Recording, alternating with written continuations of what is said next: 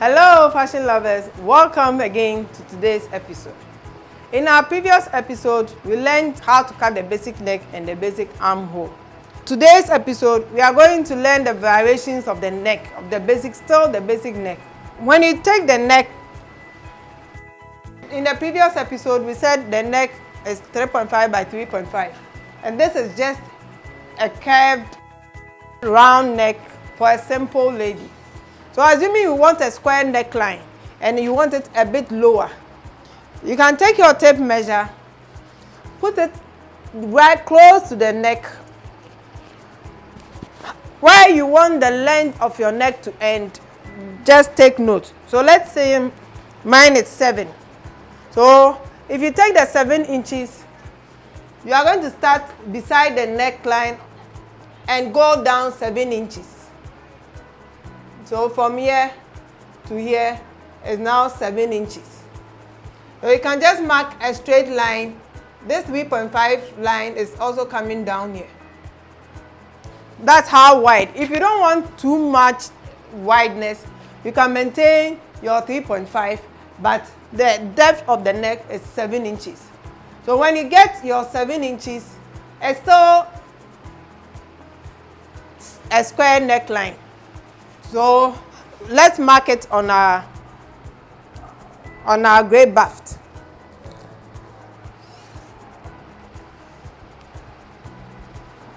From the neck, we measured 7 inches. So right from the shoulder, we will mark 7. Extend the line.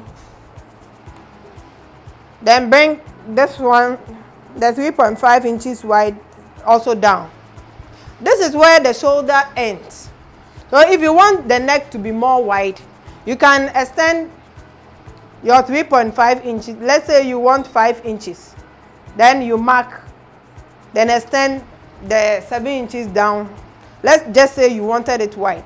But mine, I just want the wideness to be the 3.5 by 7 inches. So since you want a square neckline, you just cut on the square. Let's say you want a V neckline this time and not a square. So if you want a V neckline, still put your tape measure close to your neck. Take the mark of where you want your V neckline to end on your chest. If you want 11, that's when you want more cleavage. You want 10. But the average neckline where no cleavage, 9 inches will be okay. If you don't want 9 and you want to take your 8, fine. Then you take the 8. So when you take your 9 inches, which is okay for me for a V neckline, you stand on your neck part. Use the tape measure to mark here. Diagonal this way. So where the 9 inches is, then you use your ruler to draw your V neckline and cut the V. So let's demonstrate it on our gray baft. You put the metal end at the tip, slant it horizontally, diagonally.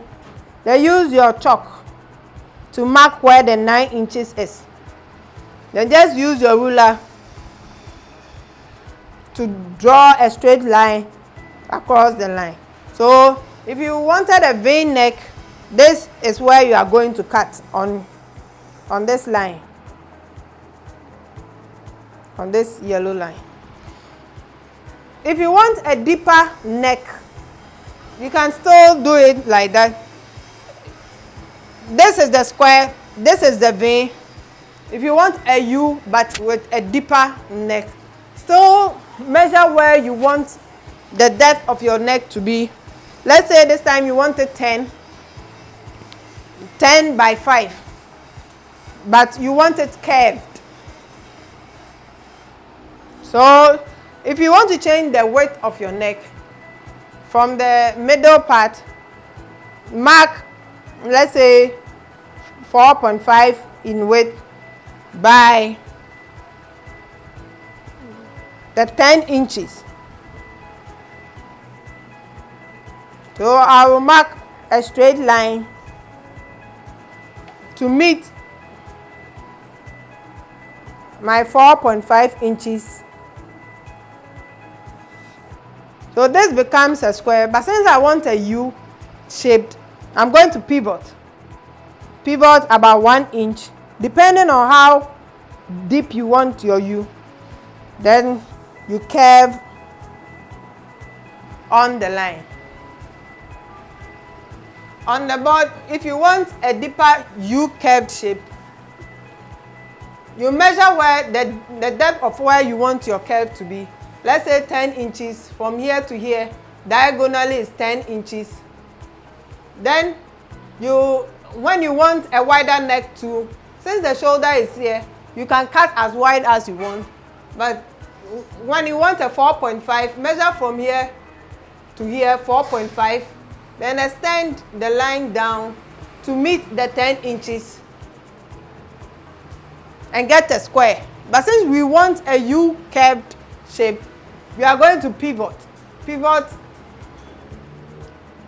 either 1.5 or 1, depending on how your U shape is. So you just curve on it and blend it with your line, and you get your U-shaped but lower neck. So if you want the V-neck, for example, you just hold your front, you cut it straight.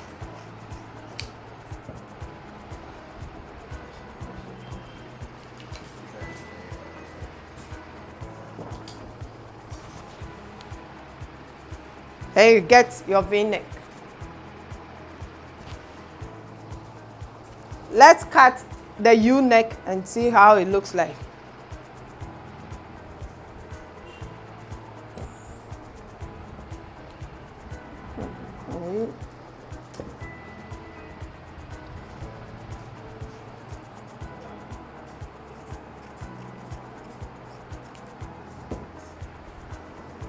So this is how the U-neck, if you want a wider and much deeper.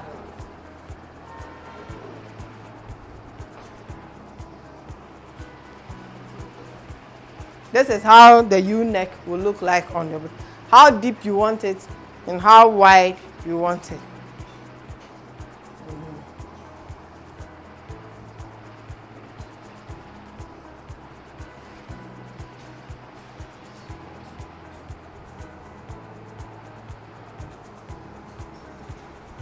So if you want a deep square line, since the square mark is there already, we will just continue.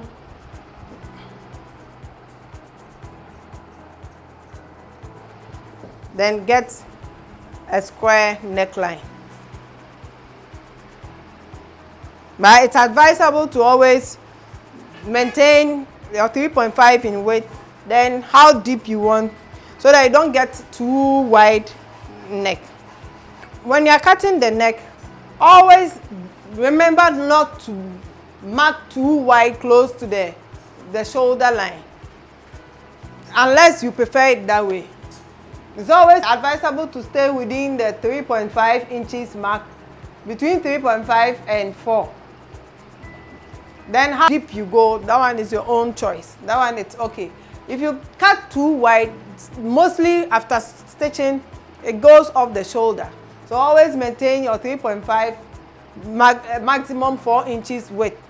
Then the depth, that one depends on you. And when you are cutting the back too, some back necks differ from the front.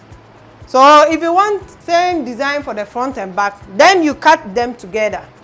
But if you want a different shape for the back too, when you are cutting, remember to separate the back from the front. Concentrate on the front, cut your neck design.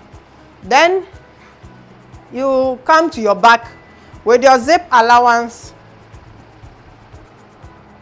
Then you mark how you want your back to be. So mostly when dresses I have a deeper neck styles, the back is always up. It's mostly up. So you just mark your back.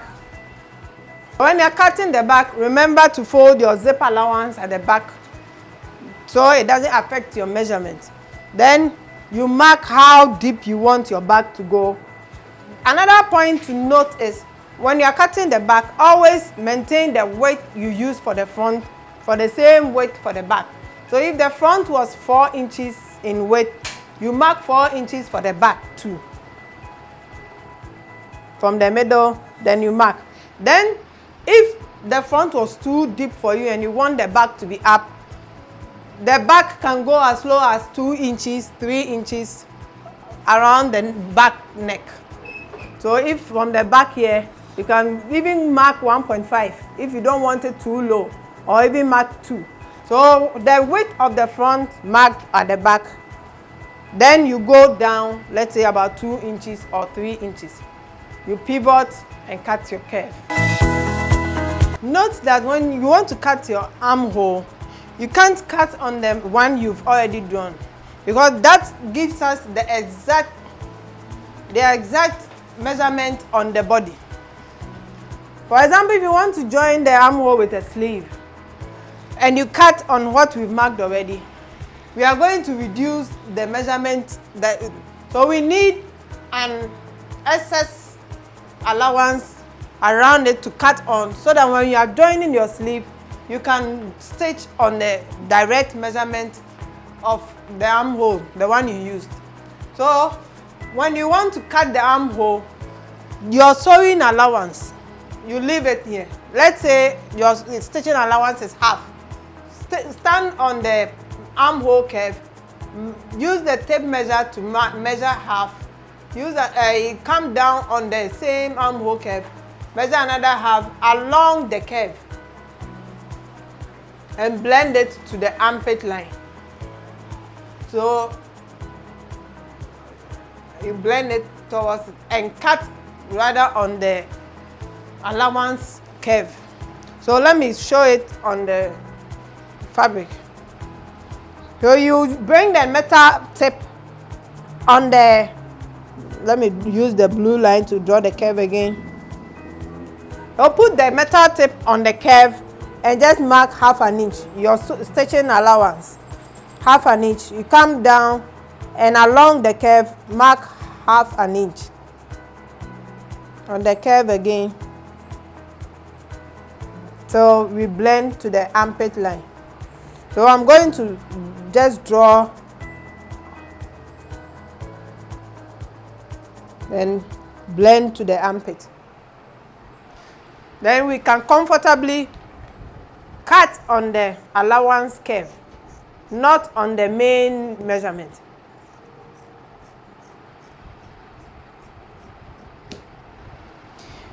So the allowance curve allows you to join it with a sleeve so that you can get a perfect chest and shoulder measurement for whoever you are stitching for. Thank you for watching today's episode. I hope you enjoyed it. If you have any questions, contact me on my number below the screen. Don't forget to share, subscribe, and like. Keep watching Knaspa Fashion Blog. Thank you.